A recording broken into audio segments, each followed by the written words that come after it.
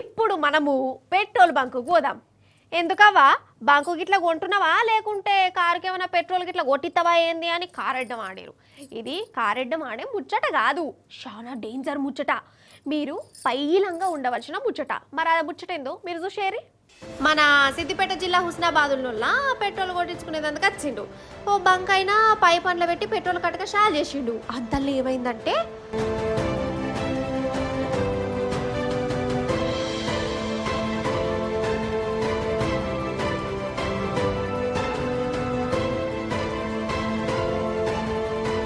Or నాయనో bunk పేలిపోతుందా ఏంది, మంటలు అంటుకుంటాయా ఎట్లా? వాళ్ళు దూరం జరుగుతలేరు ఏంది, అసలు ఏం చేస్తారో చూద్దాం.